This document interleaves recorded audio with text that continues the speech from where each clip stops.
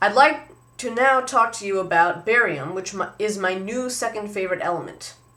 And it's my second favorite element after bismuth, which we'll get to later in my periodic videos. The reason that barium is my second favorite element, I just actually learned today. It has to do with its pyrotechnic qualities. I was doing some experiments with barium, and I found out that when you burn it, what happens is it'll melt, and right after it melts, it'll catch fire. So you get little molten drops of burning barium dripping off your sample, hitting the ground, and making a cloud of, basically a splash of fire and smoke. And it's all green because of barium's emission spectrum. Most metals, when heated, many metals when heated with a propane torch will melt. And many metals when heated with a propane torch will burn brightly. And there are even a few metals that when heated with a propane torch will melt and then after a while get hot enough to burn. But barium is the best one I've found so far that melts and then immediately catches fire before it even hits the ground, so that you have, as it's falling, it catches fire and you get a drop of burning metal, which when it hits the ground, goes flying everywhere and makes a nice splash of fire.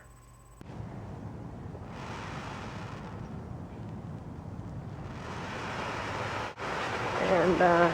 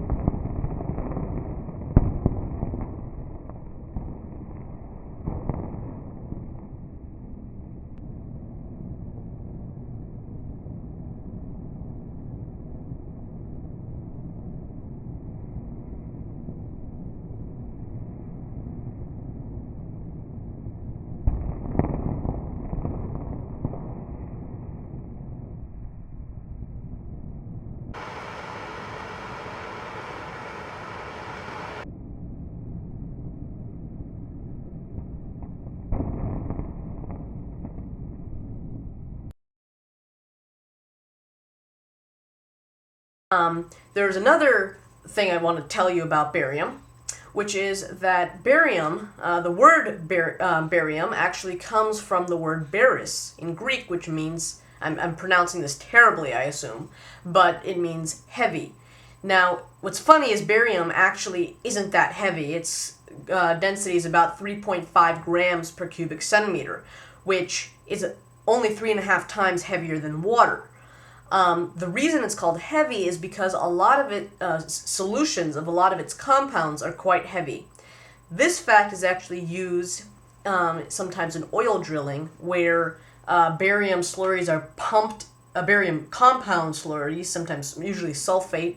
Barium sulfate would be pumped down into the well drill hole to float rock chips up to the top. It helps get rock chips up to the top of the well. Another thing, a cool thing you can do with barium is demonstrate some trends along the periodic table. So here I've got 1/2 of a periodic table that I just had in a book, and you can see here are the alkali metals, and next to them are the alkali earth metals.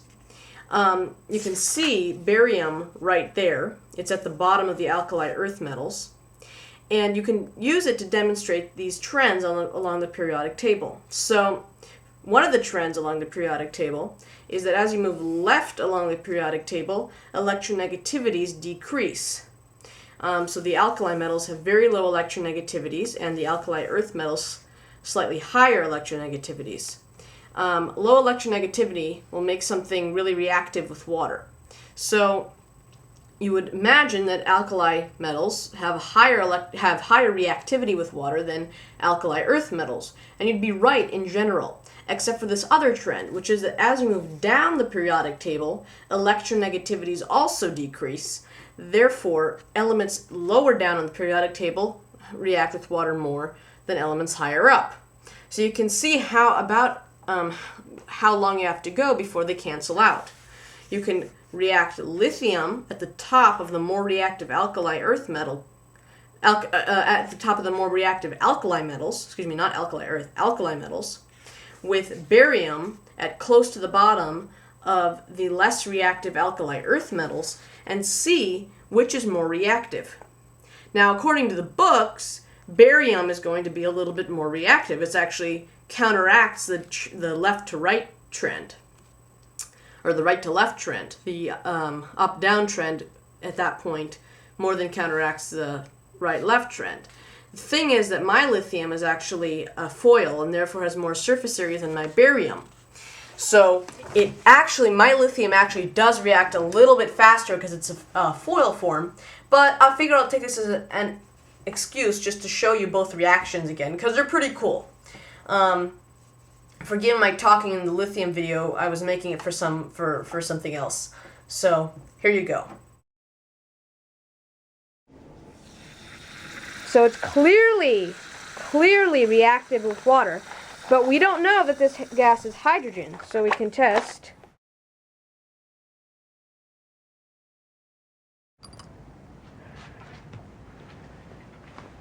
It's making bubbles. It's like about as reactive as lithium, even though it's the next column over on the periodic table.